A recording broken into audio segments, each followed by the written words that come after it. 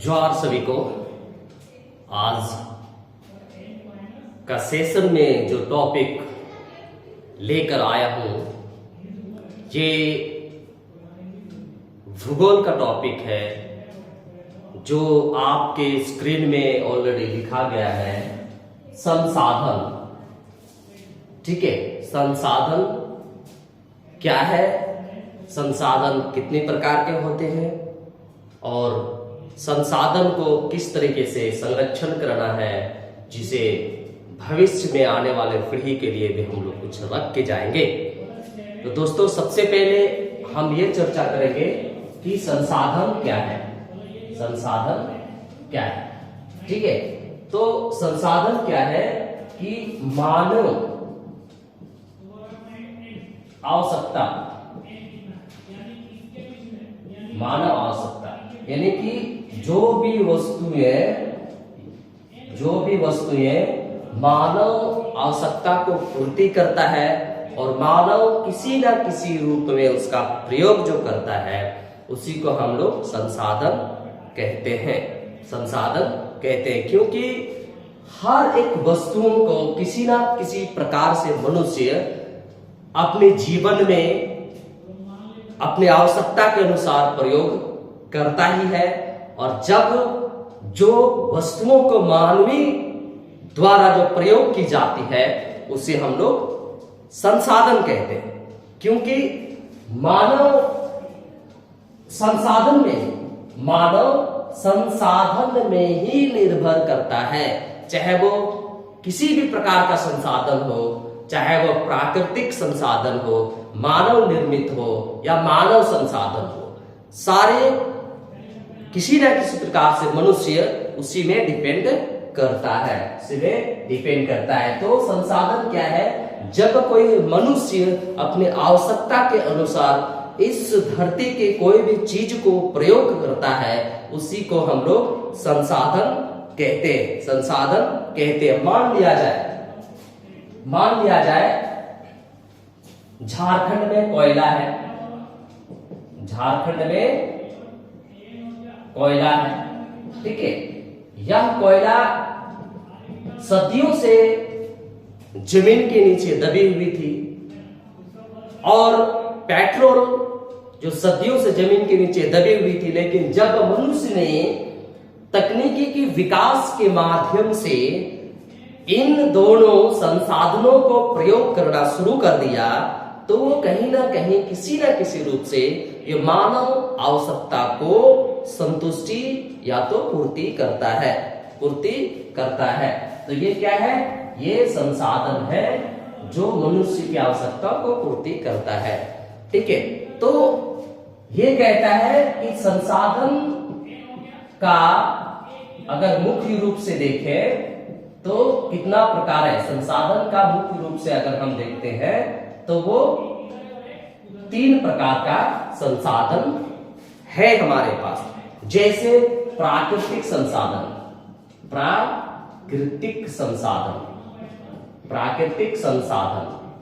ठीक है। दूसरा मानव निर्मित संसाधन, ठीक है। और तीसरा मानव संसाधन, ठीक है। तीसरा क्या है, मानव संसाधन,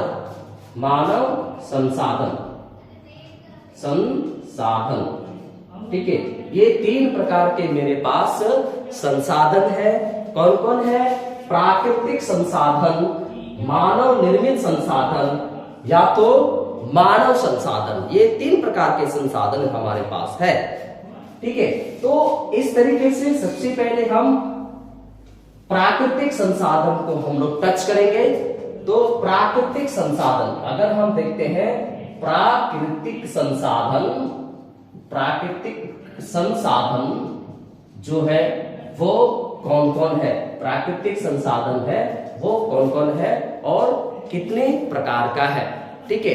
तो कहता है प्राकृतिक संसाधन को भी अगर हम देखते हैं तो ये भी हमारे पास कितना रूप में आएंगे, 4 रूप में आएंगे, है ना, 4 रूप में आएंगे। जैसे विकास एवं उपयोगिता के आधार पर पहला क्या है, विकास एवं उपयोगिता के आधार पर, विकास एवं उपयोगिता के आधार पर, विकास एवं उपयोगिता के आधार पर जब हम संसाधनों को डिवाइडिंग करते हैं तो ये भी हमारे पास दो प्रकार का होगा। ये भी हमारे पास कितना है? दो प्रकार का है। ठीक है, कौन कौन है? एक आपका है वास्तविक संसाधन। पहला क्या है? वास्तविक संसाधन। और दूसरा क्या है? संभावित संसाधन। ठीक है, क्या है? संभावित संसाधन। दूसरा है संभावित संसाधन। ठीक है, तो प्राकृतिक संसाधन के अंतर्गत जो चार प्रकार के संसाधन है, ये पहला हमारे है विकास एवं उपयोगिता के आधार पर। जब विकास एवं उपयोगिता के आधार पर जब हम डिवाइड करते हैं तो ये भी आपका दो रूप है, एक है वास्तविक संसाधन और एक संभावित संसाधन। वास्तविक और संभावित संसाधन। ठीक है, नेक्स्ट आपका है दूसरा, जो दूसरा पॉइंट में आपका दिया गया है वो कौन है? ये है उत्पत्ति के आधार पर। ठीक है, दूसरा में कौन है? उत्पत्ति के आधार पर। तो उत्पत्ति के आधार पर भी हमारे पास दो प्रकार के संसाधन होंगे। उत्पत्ति के आधार पर जब हम देखते हैं तो क्या है? ये भी दो प्रकार के हैं। कौन कौन है? मेरा एक है जैविक संसाधन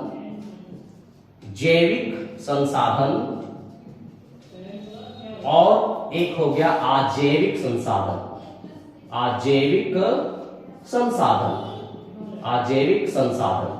ठीक है, तो ये क्या है? उत्पत्ति के आधार पर अगर हम देखते हैं तो हमारे पास दो प्रकार का है, एक है जैविक और एक है अजैविक संसाधन। ठीक है, नेक्स्ट आपका है तीसरा पॉइंट में, जो प्राकृतिक संसाधन के तीसरा पॉइंट में हमारा है, या तो है ये सर्वव्यापी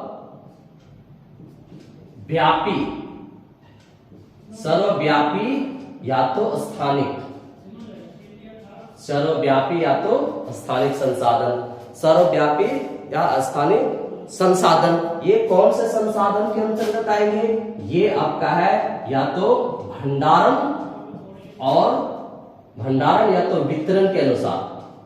ठीक है, तो संसाधन के तीसरे रूप में क्या है? संसाधन के तीसरे रूप में कि प्राकृतिक संसाधन के तीसरा जो है वो क्या है? भंडारण और वितरण।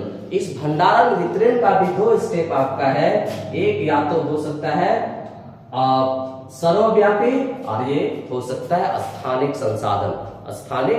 संसाधन। ठीक है, तीसरे में चौथे में आप लोग को ये मैं बता दूं, चौथा जो संसाधन हमारे पास है प्राकृतिक संसाधन के आधार पर, उपयोग के आधार पर।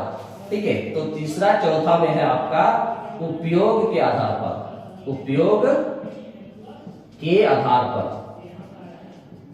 ठीक है, उपयोग के आधार पर। इस उपयोग के आधार पर भी हम संसाधन को जब हम डिवाइड करते हैं तो ये भी हमारे पास दो तरीके से है। ठीक है, कौन कौन है? एक है नवीकरणीय, जिसको हम लोग नया कर सकते हैं, और एक होता है अनवीकरणीय। ठीक है, जिसको हम लोग नया नहीं बना सकते। तो ये आपका स्टेप है कि प्राकृतिक संसाधन के अंदर हमारे पास चार ऑप्शन है, चार तरीके से डिवाइडिंग है। पहला क्या है? विकास और उपयोगिता के आधार पर। तो विकास और उपयोगिता के आधार पर जो संसाधन को हम लोग प्रयोग करते हैं, एक होता है क्या? वास्तविक संसाधन, और दूसरा होता है वो है संभावित संसाधन। ठीक है, संभावित संसाधन। प्राकृतिक संसाधन के दूसरा रूप में हम लोग क्या देखते हैं? उत्पत्ति के आधार पर। जब हम उत्पत्ति के आधार पर देखते हैं तो हमारे पास क्या है? दो रूप है, एक है जैविक हो सकता है और दूसरा अजैविक हो सकता है। ठीक है, और तीसरा में देखते हैं कि भंडारण और वितरण के अनुसार देखें तो भंडारण वितरण के अनुसार जब मेरे पास संसाधन है वो भी मेरे पास दो है। एक है सर्वव्यापी, यानी कि हर जगह जो हर जगह जो उपयुक्त होता है हर जगह उपस्थित होता है, और स्थानिक का मतलब हो गया जो निश्चित सीमा या निश्चित भूभाग में प्राप्त की जाती है, हर जगह नहीं होती है। और चौथा पॉइंट में हमारे पास क्या है, उपयोग के आधार पर। तो उपयोग के आधार पर भी मेरे पास दो प्रकार के संसाधन है। एक आपका है नवीकरणीय, जिसे हम नया बना सकते हैं, फिर से निर्माण कर सकते हैं, और नवीकरण जिसका निर्माण फिर से नहीं किया जा सकता है, ठीक है, नहीं किया जा सकता है, ठीक है। तो इस तरीके से कहता है कि हमारे पास जो संसाधन है वो संसाधन हमारे पास तीन प्रकार है। कौन कौन है, प्राकृतिक और मानव निर्मित, और एक हमारे पास संसाधन है वो है आपका मानव संसाधन, ठीक है। तो नेक्स्ट आपका प्राकृतिक संसाधन में पहला हम लोग यूज करते हैं प्राकृतिक संसाधन के अंतर्गत जो हमारा है पहला पॉइंट है हमारे पास, वो है विकास एवं उपयोगिता के आधार पर। विकास एवं उपयोगिता के आधार पर, तो विकास एवं उपयोगिता के आधार पर हम जब प्रयोग करेंगे तो विकास एवं उपयोग के आधार पर, तो ये क्या है, ये आधार पर, तो विकास एवं उपयोग के आधार पर, तो विकास एवं उपयोग के आधार पर जब हम यूज करते हैं तो कहता है कि ये मेरा क्या है, एक वास्तविक संसाधन है और एक है संभावित संसाधन। तो इनमें से पहला है क्या है, हम इसको पहला में यूज करेंगे वास्तविक संसाधन। तो वास्तविक संसाधन, ठीक है। तो वास्तविक संसाधन का उस संसाधन को कहेंगे जिनका मात्रा हमको पता है, और उस मात्रा के माध्यम से हम उसको प्रयोग करते हैं, ठीक है। जिस संसाधन का मात्रा हमें मालूम हो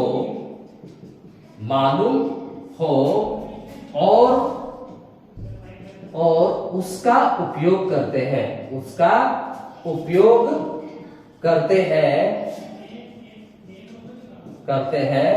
उसे वास्तविक संसाधन कहा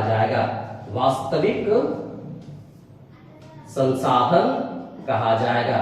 वास्तविक संसाधन कहा जाता है। यानी कि जो खनिज संपदा, जो संसाधन मुझे पता है, इसका मात्रा पता है, तो हम उसको इसी तरीके से हम लोग यूज करते हैं। तो ये आपका क्या हो गया, ये आपका हो गया वास्तविक संसाधन, ठीक है। मान लिया जाए एग्जाम्पल में अगर हम देते हैं कि वास्तविक संसाधन के अंतर्गत कौन कौन आएंगे, तो वास्तविक संसाधन के अंतर्गत अगर हम आते हैं कोयला, अगर हम देते हैं कोयला, ठीक है, कोयला क्या है कि कोयला का मात्रा हमें पता है कि खदानों में कोयला का मात्रा कितनी है, और हम जब इसको उपयोग करते हैं, चाहे वो आप कारखाना में प्रयोग करते हैं, चाहे वो अन्य कार्यों में हम लोग प्रयोग करते हैं, लेकिन इसका पता है मुझे। दूसरा आपका कहता है कि गंगा नदी का जल, ठीक है, गंगा नदी का जल। जब गंगा नदी का जल को का मात्रा को भी हम लोग ये लगा सकते हैं कि ये इस पानी जो गंगा में कितनी पानी है, और उसमें उस पानी को कई तरह से हम जब उसको प्रयोग करते हैं, कई तरह के प्रयोग करते हैं, चाहे वो फैक्ट्रीज में पानी ले जाते हैं, चाहे वो सिंचाई में प्रयोग करते हैं, चाहे वो उस पानी को हम लोग किसी भी तरीके से हम लोग जब यूज करते हैं, तो ये आपका क्या हो गया, ये मात्रा हमें पता है, ठीक है, मात्रा हमें पता है। सिंचाई के लिए अन्य तरीके से इसको यूज करते हैं। दूसरा कहता है कि अब पश्चिम एशिया में खनिज तेल को देखिए, ठीक है, पश्चिम एशिया में हमें क्या मिलता है, खनिज तेल। तो इसका भी हम लोग को पता है कि यहाँ पे कितना तेल है और उसको किस तरीके से हम लोग को प्रयोग करना है, जिसे वो सतत पोषणीय के अंतर्गत आए। महाराष्ट्र में एक ढक्कन क्षेत्र है,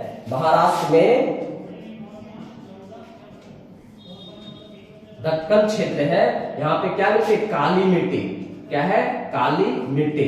इस मिट्टी को भी हम उसी तरीके से प्रयोग करेंगे जैसे वो हमें आने वाला पीढ़ी के लिए भी हमें प्रदान करे, आने वाला पीढ़ी के लिए हमें प्रदान करे। ठीक है, तो ये क्या है, वास्तविक संसाधन। वास्तविक संसाधन वो संसाधन है जिनका मात्रा हमें प्राप्त हो, जिनका मात्रा मुझे मालूम हो, और उसी मात्रा के आधार पर हम अपने आवश्यकताओं के अनुसार इसका जो प्रयोग करेंगे ये आपका क्या हो जाएगा, जिसे आने वाले समय के लिए, भविष्य पीढ़ियों के लिए भी ये उपलब्ध रहेगी, उपलब्ध रहेगी।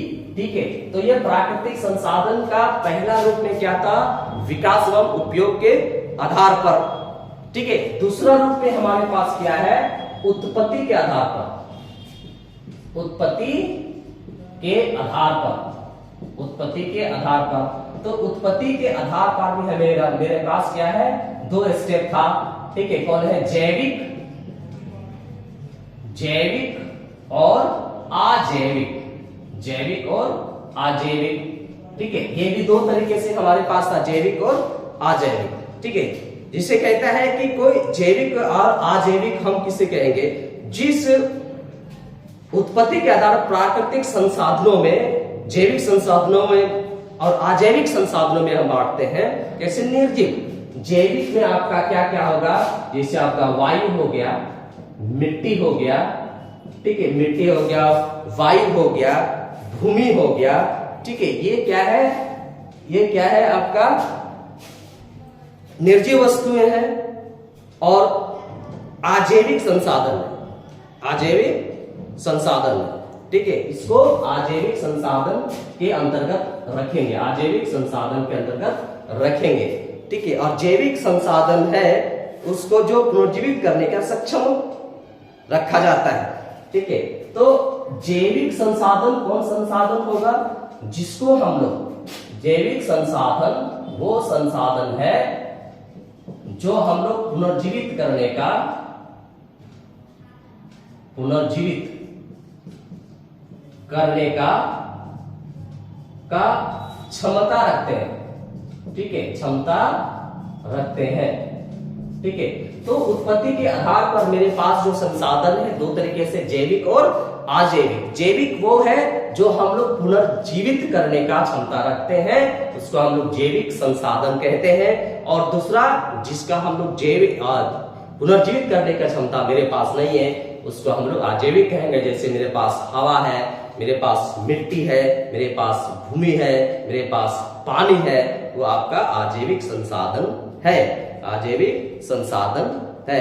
दूसरी ओर कहता है कि वितरण के आधार पर, अगर हम वितरण के आधार पर कहते हैं तो वितरण के आधार पर अगर चलते हैं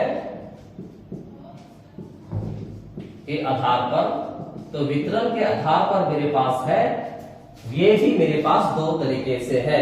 कौन कौन है, एक है आपका सर्वव्यापी, सर्वव्यापी। ठीक है, लगता है सर्वव्यापी, सर्वव्यापी। सर्वव्यापी का मतलब है कि ऐसे संसाधन जो इस धरती पे पाए जाती है, लेकिन हर जगह उपलब्ध होती है, हर जगह उपलब्ध होती है। जैसे हम लोग लेते हैं हवा। ठीक है, हवा हर जगह हमारे उपलब्धता है, और इससे हमें क्या मिलते हैं, सांस। इससे हम क्या लेते हैं, सांस लेते हैं। ठीक है, ये क्या है, आपका सर्वव्यापी संसाधन है। और दूसरा हमारे पास है स्थानीय, स्थानीय संसाधन। स्थानीय संसाधन का अंतर्गत वो संसाधन आएंगे जो इस धरती पे तो पाया जाता है, लेकिन हर जगह उपलब्ध नहीं है, हर जगह उपलब्ध नहीं है। जैसे आपका लोहा, लोहा हर जगह उपलब्ध नहीं है, तांबा हर जगह उपलब्ध नहीं है। ठीक है, कोयला, कोयला हर जगह उपलब्ध नहीं है। यानी कि आपको ये समझना है कि जो संसाधन का उपलब्धता है लेकिन हर जगह नहीं है, उसको हम लोग स्थानीय कहेंगे। और जो संसाधन का उपलब्धता हर जगह पाया जाता है, उसको हम लोग कहते हैं सर्वव्यापी संसाधन, सर्वव्यापी संसाधन कहते हैं। ठीक है दोस्तों। नेक्स्ट आपका जो प्राकृतिक संसाधन का चौथा रूप है वो क्या है? चौथा रूप है वो है आपका उपयोग के आधार पर। क्या है? उपयोग के आधार पर, के आधार पर, उपयोग के आधार पर। ठीक है, तो संसाधन का उपयोग के आधार पर जब हम देखते हैं तो ये भी हमारे पास दो प्रकार है, ये भी दो प्रकार है। कौन है? नवीकरणीय। नवीकरणीय यानी कि नवीकरणीय किसको कहेंगे? जो जिस संसाधन को हम लोग उपयोग करने के बाद भी फिर से उसको नया किया जा सकता है, उसको हम लोग नवीकरणीय संसाधन कहते हैं, नवीकरणीय संसाधन कहते हैं। ठीक है, और दूसरा है आपका जी जिसका प्रयोग करने के बाद पुनर्निर्माण नहीं कर सकते, विनिर्माण नहीं करते, पुनर्निर्माण नहीं कर सकते हैं, तो वो आपका क्या हो गया? वो आपका जिसका प्रयोग करने के बाद हम उसको फिर से पुनर्निर्माण कर सकते हैं, वो आपका क्या हो गया? ये नवीकरणीय हो गया। यानी कि नवीकरणीय संसाधन वो है जिसका प्रयोग करने के बाद भी फिर से उसको हम लोग प्रयोग कर सकते हैं, वो आपका क्या हो गया? ये नवीकरणीय संसाधन हो गया, नवीकरणीय संसाधन हो गया। दूसरा आपका बी नंबर है अनवीकरणीय। अनवीकरणीय, तो अनवीकरणीय संसाधन वो है जो जिस संसाधन को प्रयोग करने के बाद हम उसको दोबारा प्रयोग नहीं कर सकते हैं। जैसे कहता है कि जिस पदार्थ या संसाधन को प्रयोग करने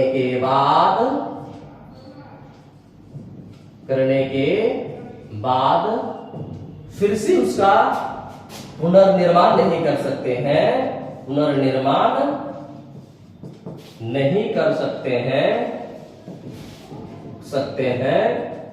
उसे कहते हैं अनवीकरणीय संसाधन। अनवीकरणीय संसाधन के अंतर्गत आता है, संसाधन के अंतर्गत आता है। तो ये आपका प्राकृतिक संसाधन का 4 रूप है जो आपको हमने बताया। पहला है विकास व उपयोग के आधार पर वास्तविक और अवास्तविक। दूसरा है आपका उत्पत्ति के आधार पर जैविक और अजैविक। तीसरा है भंडारण और वितरण के आधार पर यानी कि सर्वव्यापी स्थानीय। चौथा है उपयोग के आधार पर, उपयोग के आधार पर नवीकरणीय और अनवीकरणीय। ठीक है दोस्तों, तो ये था आपका कौन से संसाधन का? प्राकृतिक संसाधन का। नेक्स्ट जो संसाधन के अंतर्गत हमने पढ़ा कि संसाधन 3 प्रकार का है, प्राकृतिक, मानव निर्मित और मानव संसाधन। तो दूसरा में आपका है मानव निर्मित संसाधन। मानव निर्मित संसाधन, मानव निर्मित संसाधन, मानव निर्मित संसाधन। ठीक है, तो मानव निर्मित संसाधन के अंतर्गत कौन कौन से संसाधन आएंगे? ठीक, कौन कौन से संसाधन आएंगे? तो कहते हैं कि इस संसाधन में ऐसे संसाधन जो प्राकृतिक पदार्थ को तकनीक के माध्यम से हम उस उपयोगी बनाते हैं। ठीक है, मानव निर्मित किसको कहेंगे? जिस संसाधन को मानव अपनी तकनीकी के माध्यम से उपयोगी बनाता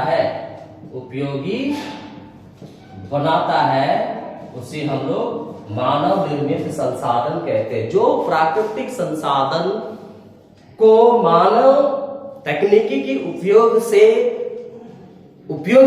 खुद के उपयोगी बनाते हैं, वो आपका मानव निर्मित संसाधन किया जाता है। मान लिया जाए लोहा।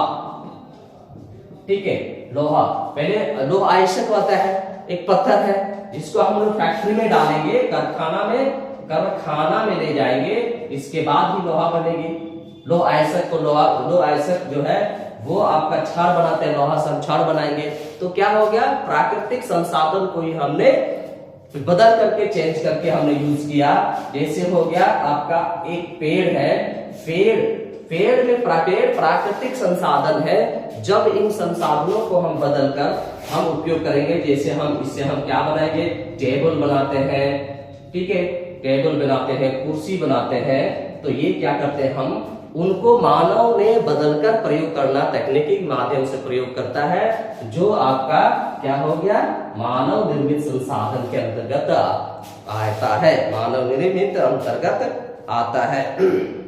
ठीक है, नेक्स्ट है आपका मानव संसाधन। अंत में जो थर्ड पॉइंट था हमारी, ये है मानव संसाधन। मानव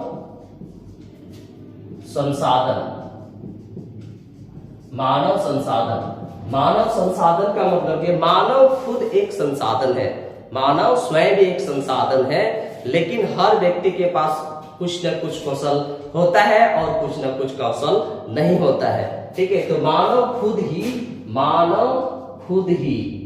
ही एक क्या है, एक खुद ही संसाधन है, खुद ही एक संसाधन है। क्यों? क्योंकि हर एक व्यक्ति में किसी ना किसी प्रकार के हुनर पाया जाता है। हर एक व्यक्ति में किसी ना किसी प्रकार का क्या हुनर पाया जाता है। ठीक है,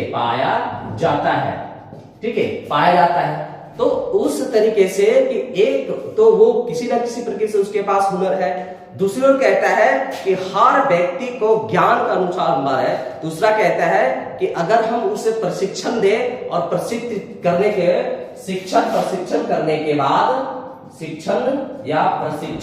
के बाद जब उनको गुण और प्रदान करते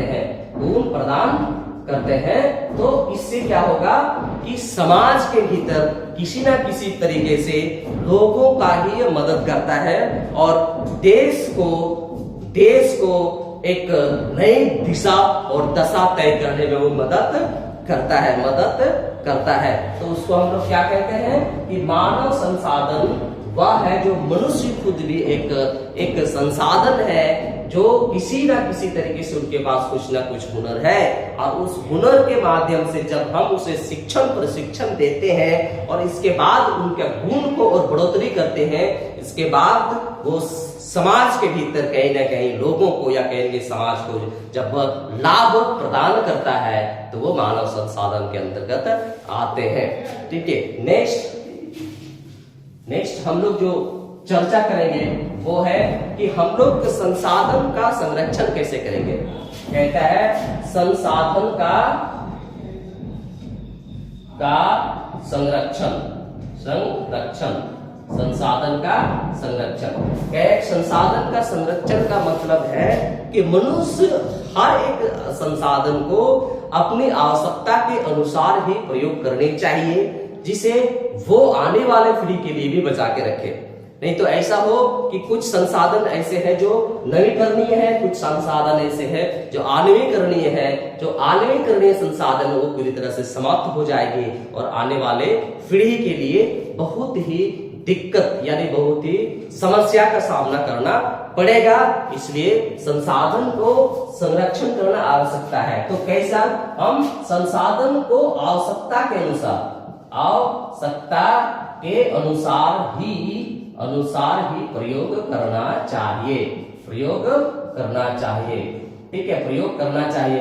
अगर हम हद से ज्यादा या आवश्यकता से ज्यादा चीजों को या संसाधनों को जब हम प्रयोग करेंगे, तो कहीं ना कहीं आने वाले पीढ़ी को हम एक ऐसी अवस्था में छोड़ देंगे जिससे वो बहुत कठिनाई का सामना उन्हें करना पड़ेगा। क्योंकि बहुत सारे ऐसे भी संसाधन है जो नवीकरणीय है, लेकिन बहुत सारे ऐसे हैं जो नवीकरणीय नहीं है। ठीक है, जैसे कोयला समाप्त हो सकती है। जैसे आप देखते हैं कोयला किससे बनती है, कोयला आपका बनती है किससे, ये आपका पेड़ के अवशेष से बनती है। और पेट्रोलियम जो बनती है वो जीवों के अवशेष से बनती है। तो ये समाप्त होने वाला संसाधन है जो कभी भी दिक्कत हो जाएगा। इसे अगर ऐसा ही प्रयोग करते रहे, बिना बचत का प्रयोग करते रहे, तो 150 वर्षों के समथिंग में ये संसाधन समाप्त हो जाएगी और हम लोगों को काफी दिक्कत पैदा हो जाएगा। ठीक है, तो ये था आपका संसाधन का संरक्षण। नेक्स्ट हम लोग पढ़ेंगे सतत पोषणीय विकास। क्या है? सतत पोषणीय विकास। सतत पोषणीय विकास, सतत पोषणीय विकास, है ना। सतत पोषणीय विकास का मतलब क्या हो गया कि जो भी संसाधन को हम लोग प्रयोग करेंगे, ये संतुलन बना के हम लोग प्रयोग करेंगे, आवश्यकता से अधिक प्रयोग नहीं करेंगे। भविष्य पीढ़ी के लिए हम लोग कुछ ना कुछ छोड़ जाएंगे, वो आपका सतत विकास का सतत पोषणीय विकास है। तो यानी कि आवश्यकता के अनुसार ही इसको प्रयोग करेंगे। और क्या हो गया, भविष्य के लिए जब हम भविष्य के लिए छोड़ जाएंगे, ये आपका क्या हो जाएगा, वो आपका सतत पोषणीय विकास के अंतर्गत आपका ही होगा। ठीक है, तो कहने का मतलब है कि कोई भी संसाधन है, हम उसको अटपटा प्रयोग नहीं करेंगे। ठीक है, अगर ऐसा करते हैं तो आने वाले समय में दिक्कत हो जाएगा। आप वर्तमान में देखते हैं कि कई जंगलों को काटा जा रहा है, जितना जंगल काटे जा रहे उससे बहुत कम ही पेड़ों को लगाया जा रहा है। इससे क्या होगा, आने वाले समय में क्या होगा, पूरी तरह से जंगल समाप्त हो जाएगी। और आपको पता है जंगल जब समाप्त हो जाएगी तो बारिश नहीं होगी, और बारिश नहीं होगी तो पर्यावरण अशुद्ध होगा, और पर्यावरण अशुद्ध होगा तो इस धरती में जो जीवित लोग हैं, जो जीवित प्राणी है, वो काफी संकट में चले जाएंगे। ग्लोबल वार्मिंग का आप तो बात सुने होंगे। ग्लोबल वार्मिंग ये एक ऐसी वार्मिंग है जो आने वाला समय में बहुत सारा दिक्कत पैदा करेगा। इसलिए कि जितना पेड़ को हम लोग काटेंगे, उससे ज्यादा पेड़ों को लगाने का हम लोग प्रयास करेंगे, जिससे हम लोग पर्यावरण को संतुलित बनाया जा सकता है, पर्यावरण को संतुलन किया जा सकता है। तो सतत पोषणीय के अंतर्गत हमारे पास 3 पॉइंट है। सतत पोषणीय के अंतर्गत हमारे पास 3 पॉइंट है। कौन कौन है? पहला है ए में न्यूनतम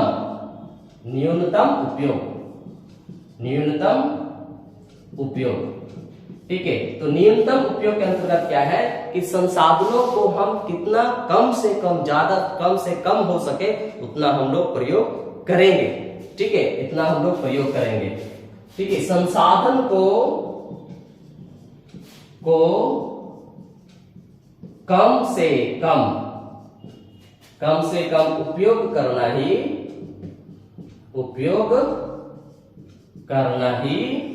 न्यूनतम उपयोग कहा जाता है। न्यूनतम उपयोग कहा जाता है। ठीक है, जैसे अगर बिजली का हम प्रयोग कर रहे हैं, जिस रूम में पंखे चल रही है वहां पे इंसान नहीं है, लाइट जल रही है, उसको बंद कर देनी चाहिए। ठीक है, बंद कर देनी चाहिए, इससे हम लोग बचा सकते हैं बिजली। ठीक है, ईंधन बचाना, जैसे ईंधन को हम बचाते हैं, मान लिया जाए कहीं हम जा रहे हैं और वो जगह नजदीक है, तो हम मोटरसाइकिल का नहीं बल्कि हम पैदल यात्रा करके वहां पहुंच जाएंगे, जिससे हम ईंधन को बचा सकते हैं। तो इस तरीके से ये न्यूनतम उपयोग से संसाधन हमारी बच सकती है और आने वाली पीढ़ी के लिए एक संसाधन का उपयोगिता हो सकती है। बी नंबर में हमारे पास है कि पुनर्उपयोग। ठीक है, पुनर्उपयोग का अंतर्गत कहता है कि ऐसे कोई भी संसाधन हो जिसे फर्स्ट में प्रयोग की गई है और उसका वास्तव में फिर से हम उसको प्रयोग कर सकते हैं, उसको पुनर्उपयोग कहा जा सकता है। मान लिया जाए हमने कोई कपड़ा उठाया, ठीक है, कपड़ा को हमने प्रयोग किया, लेकिन बहुत सारे लोग क्या करते हैं, उस कपड़े को फेंक देते हैं।